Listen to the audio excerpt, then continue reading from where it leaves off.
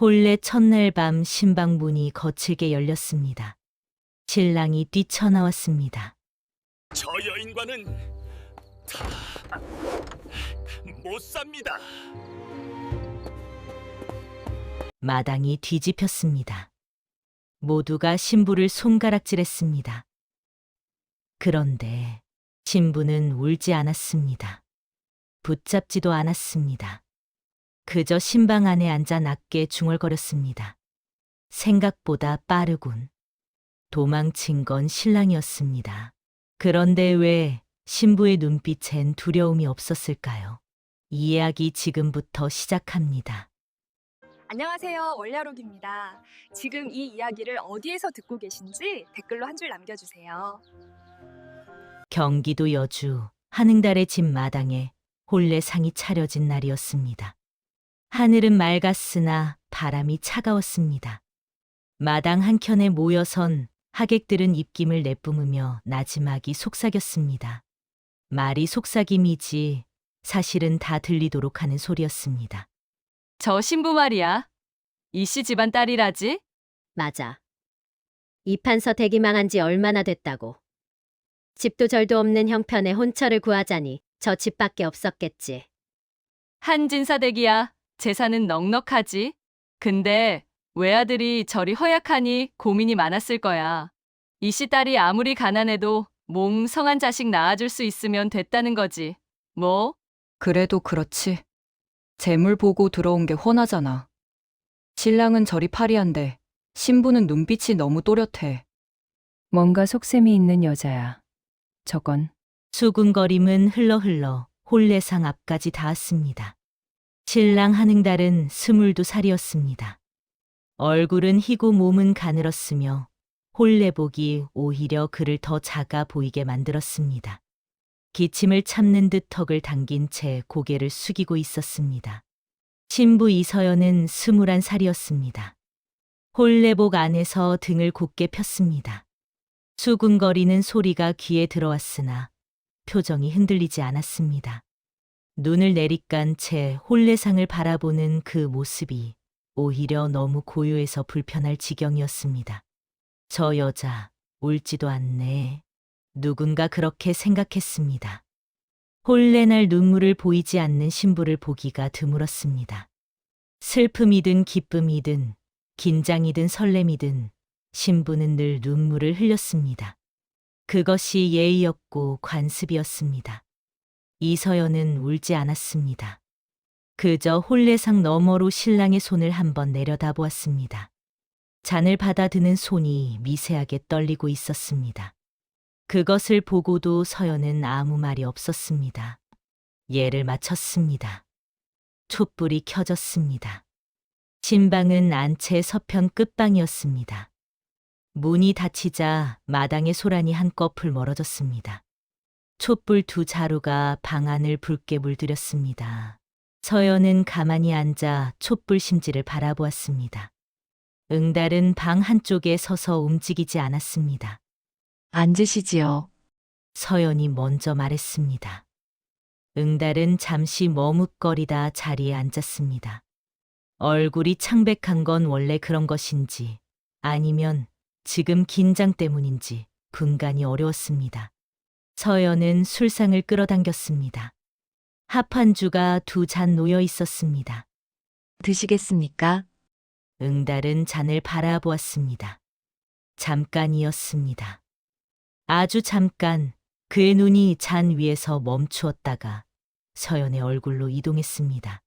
서연은 그 시선을 느꼈으나 내색하지 않았습니다. 그저 자신의 잔을 들어 천천히 입술 가까이 가져갔습니다. 잠깐. 응달이 낮게 말했습니다. 서연이 멈추었습니다. 먼저 드시오. 이상한 말이었습니다. 합한주는 신랑이 먼저 마시는 것이 예였습니다. 서연은 고개를 들어 응달을 보았습니다. 응달의 눈이 말하고 있었습니다. 무언가를 말하고 싶은데 말할 수 없다는 눈이었습니다. 서연은 잔을 내려놓았습니다. 저는 목이 마르지 않습니다. 짧은 침묵이 흘렀습니다. 응달의 얼굴이 한층 더 창백해졌습니다. 이마에 땀이 맺혔습니다. 촛불이 일렁였습니다. 저 여인과는 못 살겠습니다. 문이 거칠게 열렸습니다. 응달이 신방에서 뛰쳐나왔습니다.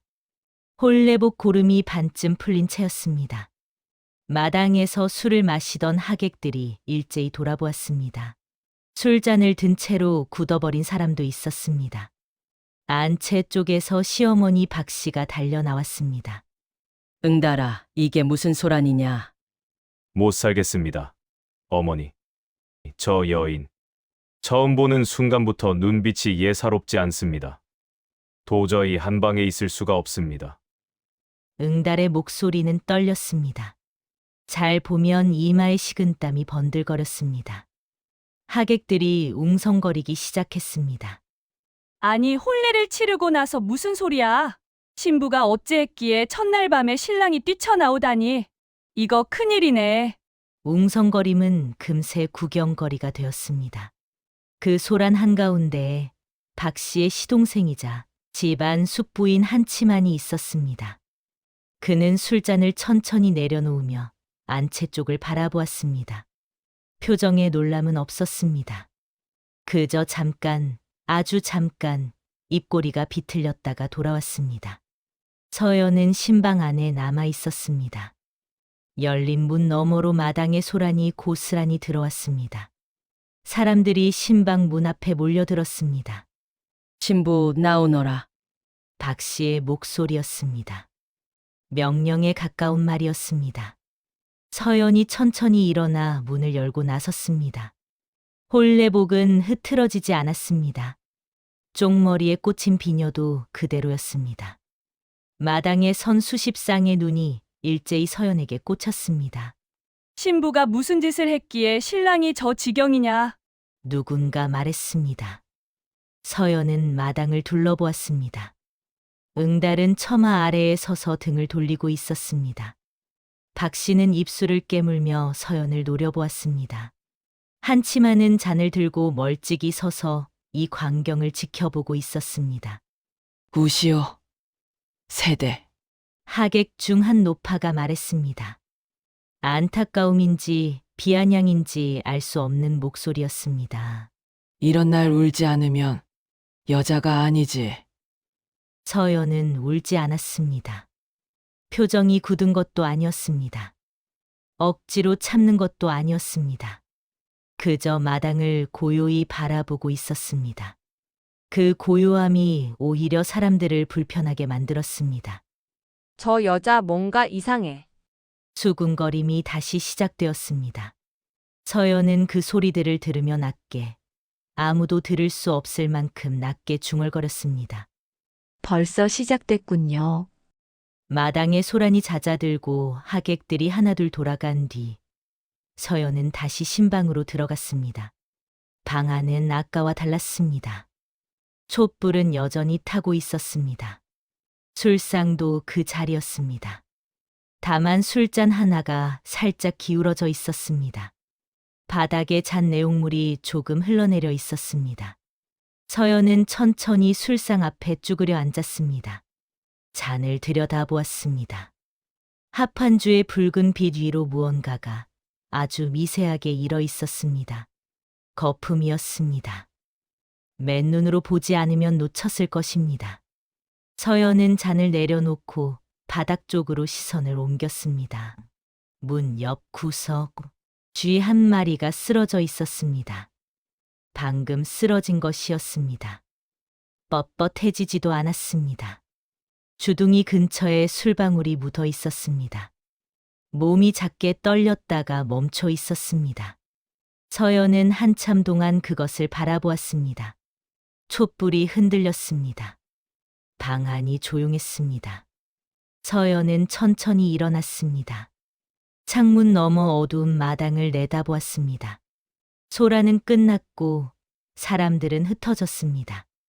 응달이 어디 있는지 보이지 않았습니다. 왜 도망쳤을까요, 서방님? 서연은 죽은 쥐에서 시선을 거두지 않은 채 낮게 중얼거렸습니다. 무엇을 보고 뛰쳐나간 것입니까? 다음 날 아침이 밝았습니다. 한진사 댁의 아침은 늘 시어머니 박 씨가 먼저 움직이는 것으로 시작됐습니다. 박 씨는 부지런한 여자였습니다. 안채와 사랑채를 돌아다니며 살림을 점검하고 사람들에게 일을 나누어 주었습니다. 서연은 부엌에서 아침을 거들며 어젯밤 일을 머릿속으로 되짚었습니다.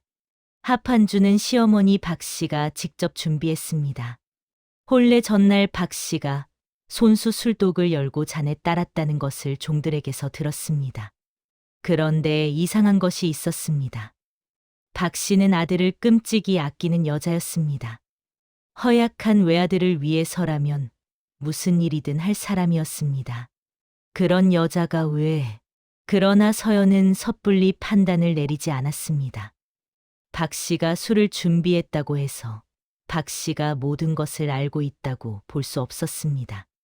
어딘가에서 다른 손이 개입했을 수 있었습니다. 그 손이 누구인지 서연은 아직 확신이 없었습니다. 다만 한 가지는 알았습니다. 응달이 합한주를 입에 대지 않았다는 것, 그리고 서연에게 먼저 드시오라고 말했다는 것, 그 말이 어떤 뜻이었는지 서연은 밤새 생각했습니다. 당신은 알고 있었던 것입니까? 아침 밥상이 나왔습니다. 서연은 아무 일 없는 얼굴로 자리에 앉았습니다. 그리고 실질적인 집안 살림을 누가 쥐고 있는지 조용히 살피기 시작했습니다. 한 진사가 병들어 누운 것이 3년 전이었습니다. 그 무렵부터 박 씨의 시동생 한치만이 집안 살림에 깊숙이 끼어들었습니다. 처음에는 형수를 돕는다는 명목이었습니다. 그러나 어느 순간부터 묻지 않아도 결정했습니다. 재산을 관리하고 소작인들을 만나고 장부를 정리했습니다. 서연은 밥그릇을 내려놓았습니다. 입맛이 없었습니다. 응달은 사랑채에서 혼자 밥을 먹었습니다. 아침부터 몇몇 친척이 찾아와 간밤의 일을 따져 물었습니다. 응달은 고개를 숙인 채 잠시 정신이 없었습니다. 라고만 말했습니다. 혼례 첫날 밤 뛰쳐나온 것에 대해 변명도 해명도 하지 않았습니다. 그저 얼굴을 붉히며 쩔쩔매는 척했습니다. 사랑채 뒤쪽에서 그것을 바라보는 눈이 하나 있었습니다. 한치만이었습니다. 그는 조카의 그 모습을 보며 무언가를 계산하고 있었습니다. 그리고 오래 보지 않고 시선을 거두었습니다. 역시 겁쟁이로구나. 아비도 없이 자라 절이 됐지. 한치만은 속으로 중얼거리며 안채 쪽으로 걸어갔습니다. 그것이 바로 응달이 원하던 반응이었습니다. 응달은 어릴 때부터 병약하다는 소리를 들으며 자랐습니다. 실제로 몸이 약한 것은 사실이었습니다. 그러나 머리가 약한 것은 아니었습니다. 아버지가 오래 누워 계시는 동안 응달은 집안 곳곳을 혼자 살펴왔습니다. 장부를 들여다보았고 소작인들의 말을 들었으며 숙부가 집에 드나들 때마다 무엇을 챙겨가는지 눈여겨보았습니다.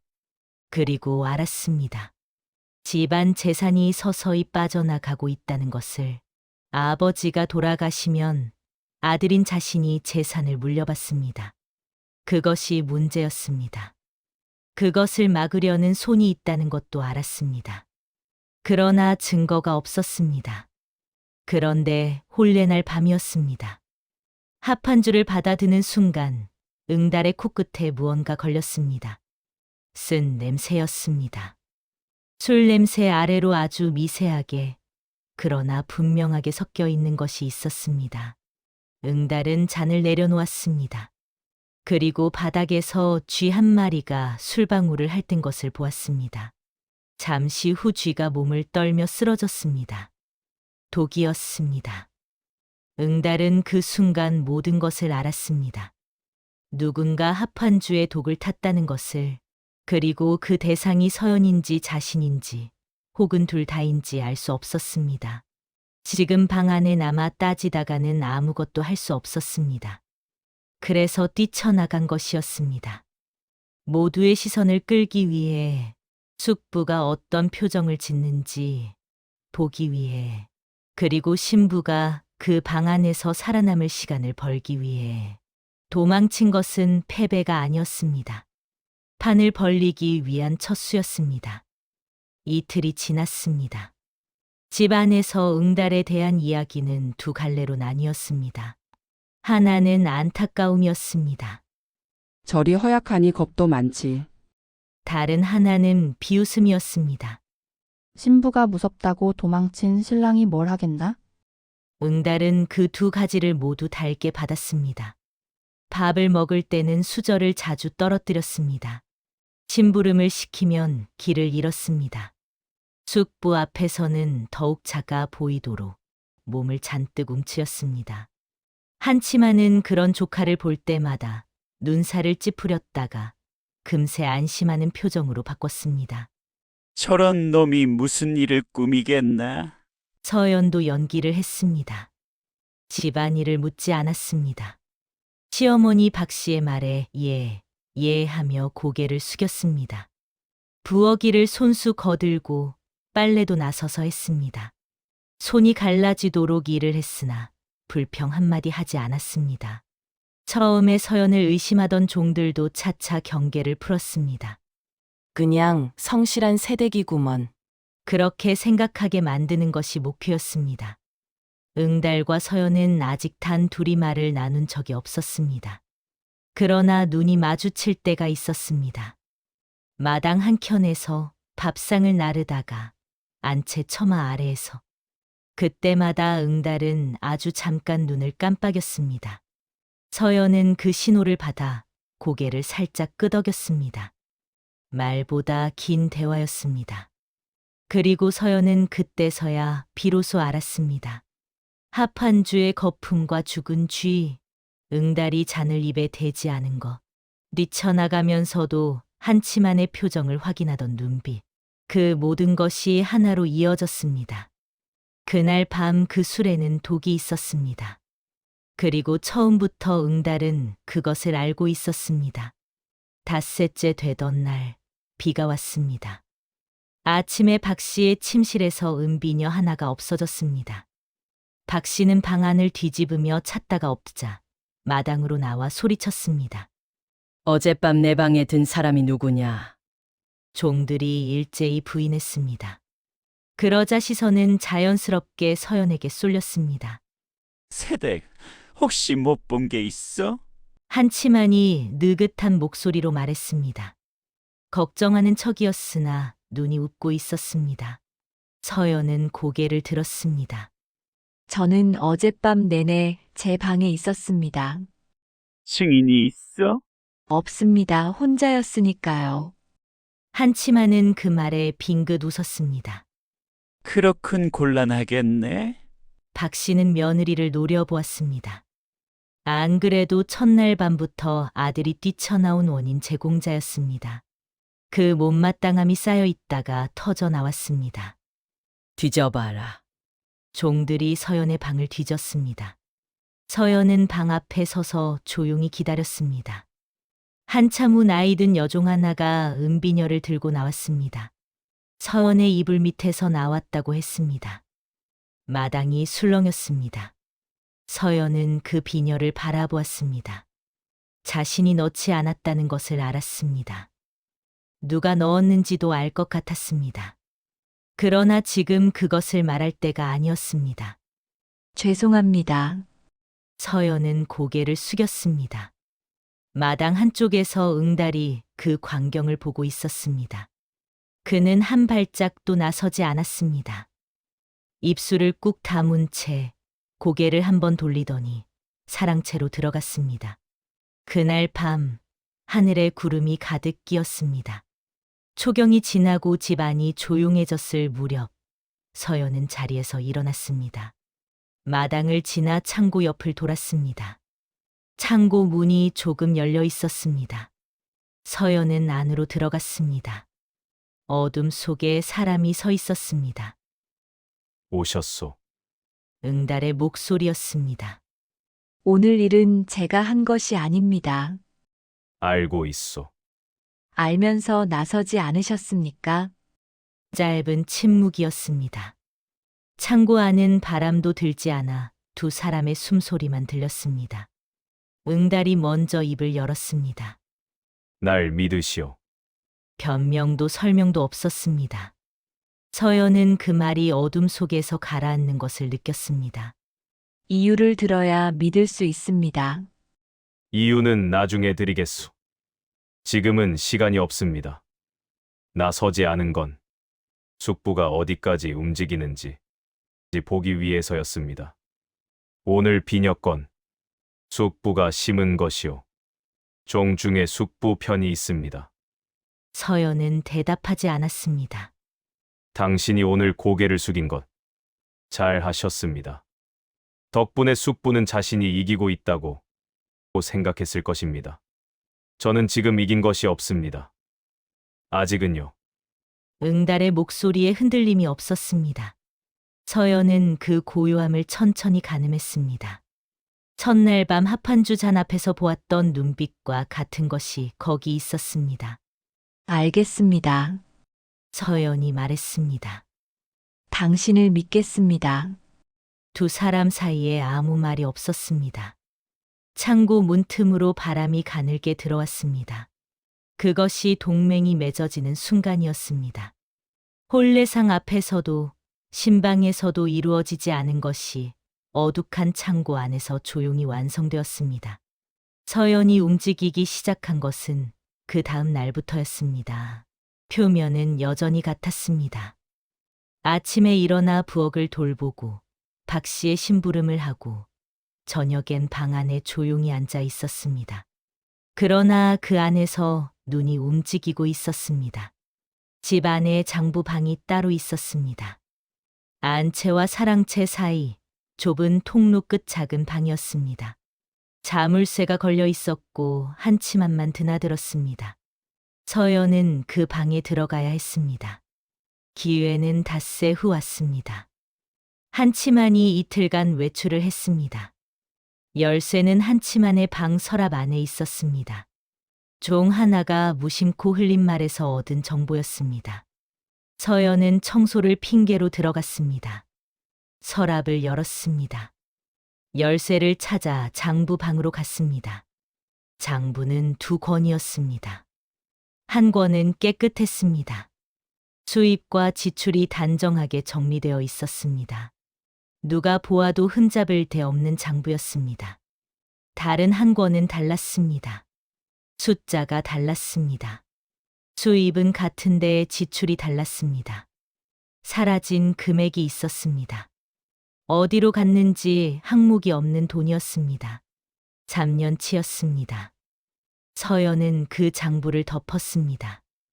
열쇠를 제자리에 돌려놓았습니다. 방으로 돌아와 아무 일 없었다는 듯 바느질을 했습니다. 그날 밤 창고에서 응달에게 전했습니다. 이중 장부가 있습니다. 3년치입니다. 응달의 눈이 잠시 감겼다가 떴습니다. 장부 위치를 기억하고 있소? 예, 기억하고 있습니다. 보름이 지났을 무렵 응달이 몸이 좋지 않다고 드러누웠습니다. 실제로 기침이 심해진 것이기도 했고 일부러 더 아픈 척하는 것이기도 했습니다. 박 씨는 걱정이 되어 약탕을 직접 챙겼습니다. 좋은 약재라며 한치만이 구해다 준 것이었습니다.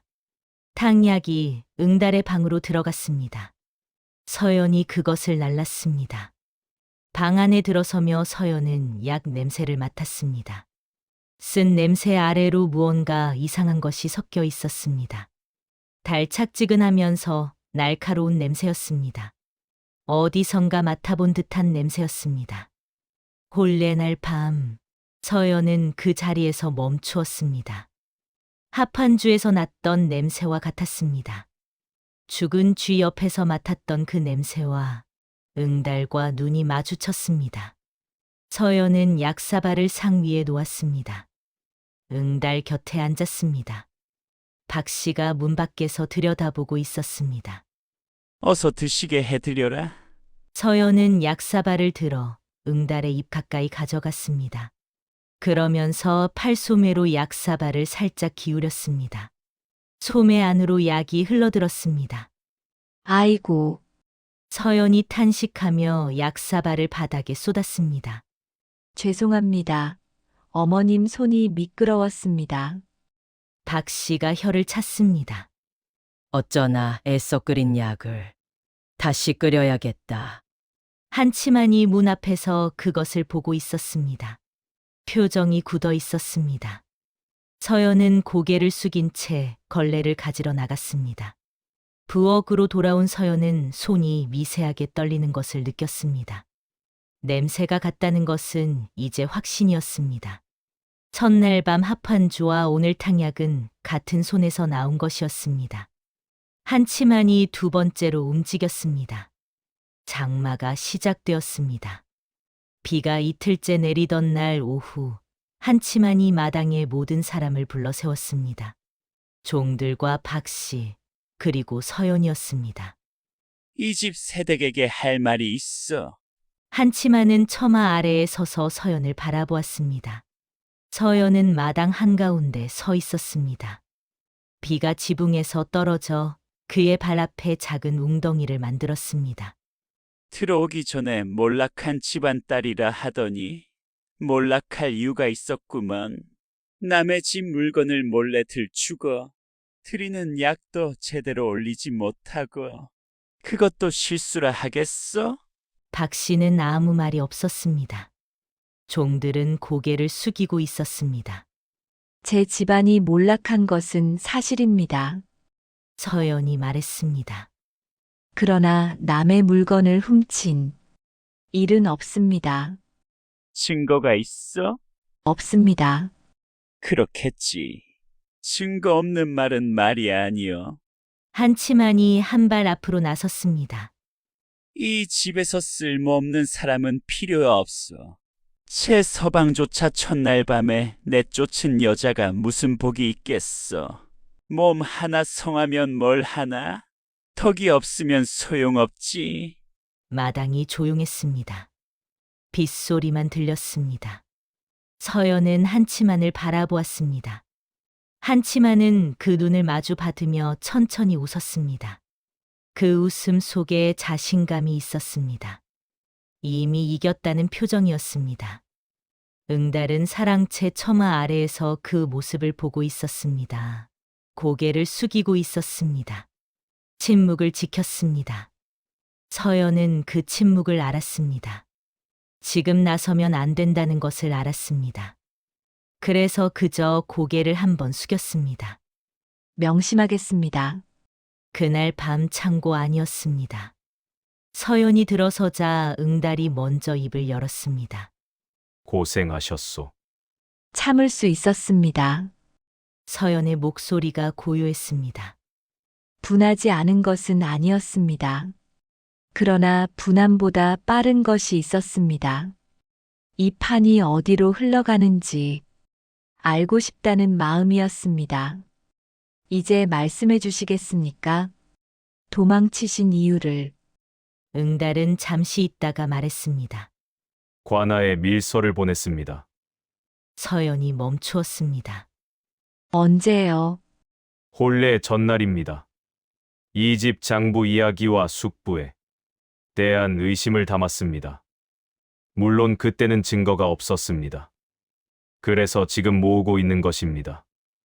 그렇다면 첫날 밤은 당신을 살리기 위해서가 첫째였습니다.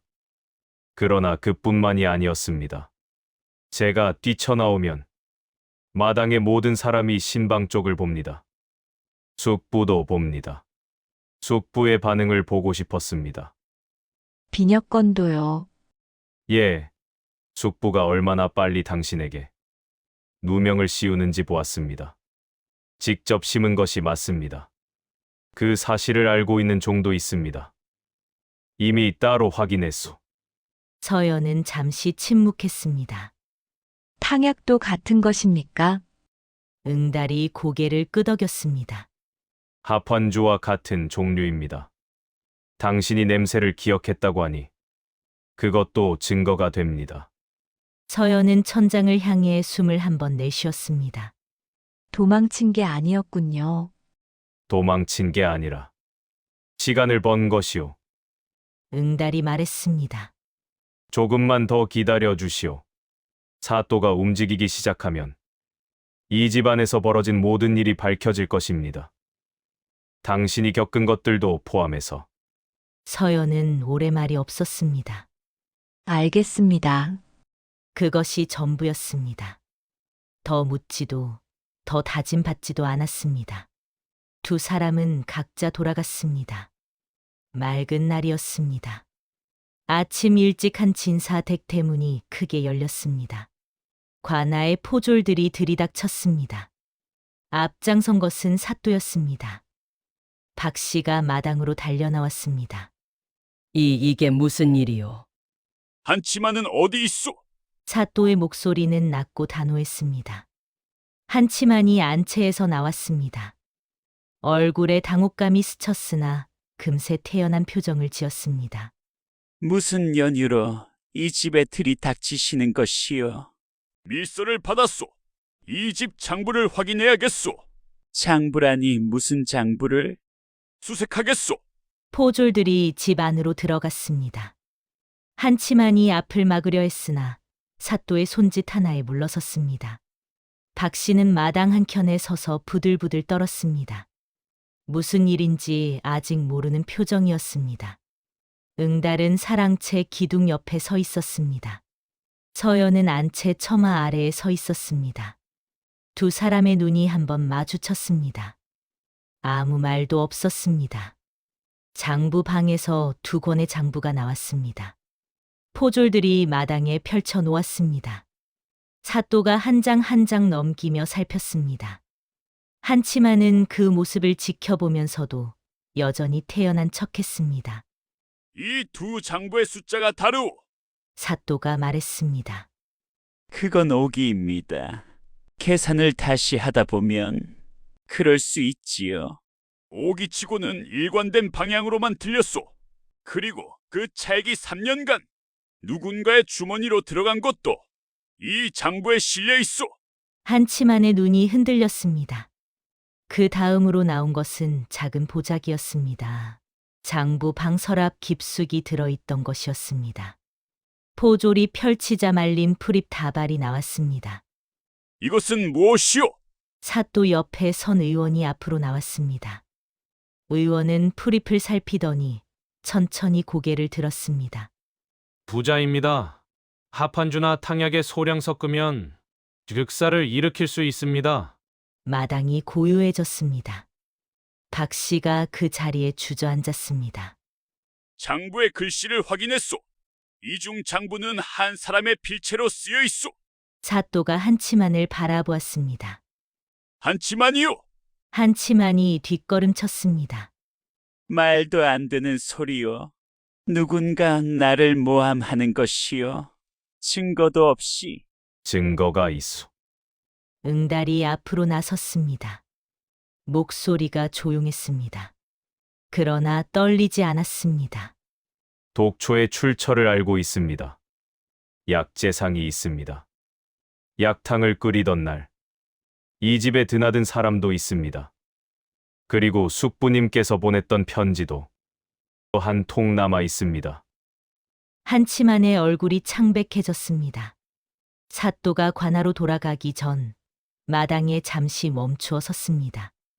이 일의 시작이 혼례 첫날 밤이라 들었소. 응달이 고개를 끄덕였습니다. 그날 신방에서 무슨 일이 있었던 것이오? 응달은 서연을 한번 바라보았습니다. 서연은 마당 한쪽에 서서 응달을 보고 있었습니다. 응달이 말했습니다. 합환주에 독이 들어 있었습니다. 신부가 마시면 안 되었습니다. 그러나 제가 직접 말하면 숙부는 즉시 흔적을 지웠을 것입니다. 그래서 뛰쳐나갔소? 예, 모두가 저를 보도록, 모두가 신부 탓이라 수군거리도록, 그 소란 속에서 신방 안을 아무도 들여다보지 않도록 하기 위해서였습니다. 그러면 신부가 독잔을 치우게 하고 쥐가 죽은 것이 나중에 증거로 남도록 하기 위해서였던 것이오? 그것이 첫째였습니다. 응달이 말을 이었습니다. 둘째는 숙부의 반응을 보기 위해서였습니다. 제가 뛰쳐나오는 순간 숙부의 표정을 보았습니다. 당황하지 않았습니다. 오히려 안심했습니다. 그것으로 확신했습니다. 그리고 셋째는 응달이 잠시 멈추었습니다. 모두가 보는 자리에서 진부를 의심하게 만들어야 했습니다. 그래야 숙부가 방심했습니다. 방심한 사람은 서두릅니다. 서두르면 흔적이 남습니다. 서연이 그 말을 들었습니다. 흔적이 남도록 그것을 위해 자신이 마당에서 수군거림을 들어야 했습니다. 비녀 누명도 받아야 했습니다. 공개 모욕도 참아야 했습니다. 그 모든 것이 한치만을 방심하게 만들기 위한 것이었습니다. 서연은 고개를 숙였습니다. 사흘 후 판결이 내려졌습니다.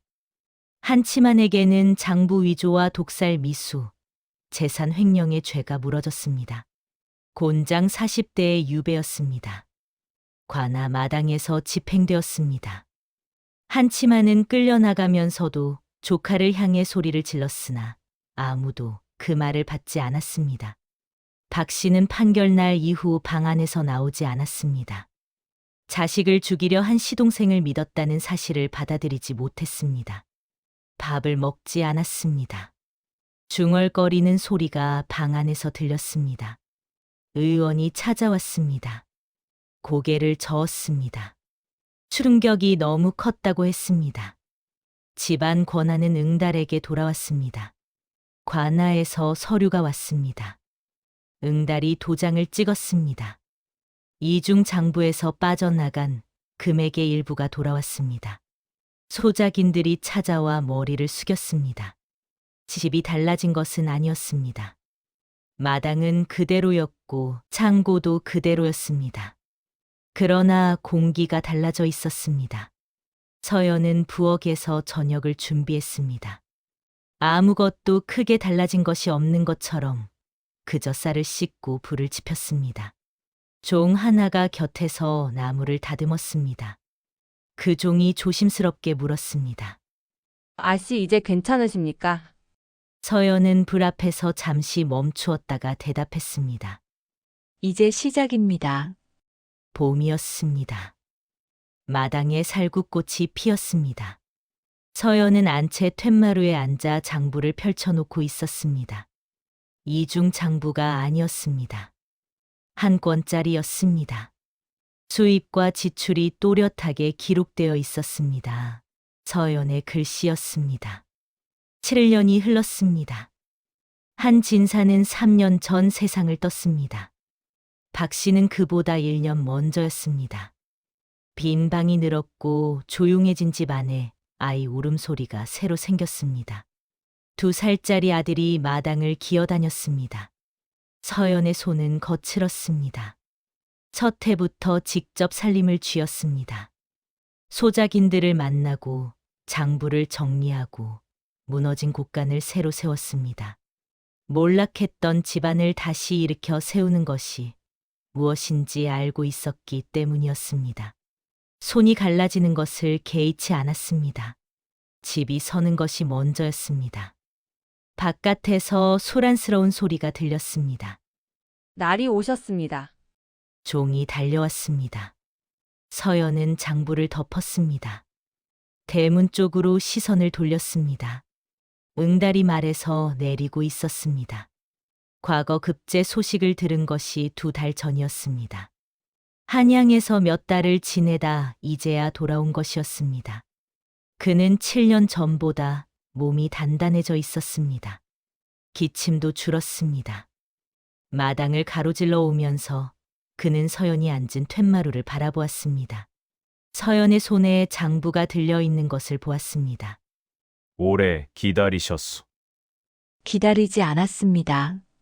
서연이 말했습니다. 그 말이 거짓이 아니었습니다. 기다린 것이 아니라 살아온 것이었습니다. 그 차이를 2사람 모두 알고 있었습니다. 그날 밤 촛불이 켜졌습니다. 신방은 7년 전과 같은 방이었습니다. 서편 끝방이었습니다. 창문 너머로 마당이 내다보였습니다. 살구꽃 냄새가 가늘게 들어왔습니다. 응달이 들어섰습니다. 서연은 창가에 앉아 있었습니다. 촛불이 두 사람의 그림자를 벽에 길게 늘어뜨렸습니다. 한참이 조용했습니다. 응달이 먼저 말했습니다. 그날 도망친 건 당신을 살리기 위함이었소. 서연은 촛불을 바라보았습니다. 알고 있었습니다. 언제부터요? 쥐를 보았을 때부터입니다. 응달이 서연 곁으로 왔습니다. 서연의 손을 내려다 보았습니다. 거칠어진 손이었습니다. 7년의 손이었습니다. 미안하오. 무엇이요? 마당에서 수군거리는 소리를 들으면서도 나서지 못한 것이오. 빈여건도 모욕을 받을 때도 서연이 고개를 들었습니다. 저는 그 시간이 필요했습니다. 당신의 계획이 필요했습니다. 나서지 않은 것이 나서지 못한 것이 아니라는 것을 알고 있었습니다. 그래도요. 그래도 고마웠습니다. 창밖에 바람이 지나갔습니다. 살구꽃잎 한 장이 마당을 가로질렀습니다. 응달이 서연의 손을 잡았습니다. 거칠어진 손이 맞닿았습니다. 촛불이 흔들렸다가 다시 고요해졌습니다. 봄꽃 냄새가 방 안을 가득 채웠습니다. 말이 없었습니다. 그러나 이번에는 말이 필요하지 않았습니다. 7년을 그렇게 살아왔으니 이제부터는 그 손을 놓지 않으면 되는 것이었습니다. 촛불은 밤새 꺼지지 않았습니다. 오늘 이야기 여기까지입니다. 도망친 것이 아니라 지킨 것이었습니다. 수군거림 속에서도 울지 않은 것이 약함이 아니라 믿음이었습니다. 두 사람은 혼례상 앞에서가 아니라 어두운 창고 안에서 진짜 부부가 되었습니다. 오늘 영상이 마음에 드셨다면 구독과 좋아요 부탁드립니다. 다음 이야기도 기다려 주십시오. 감사합니다.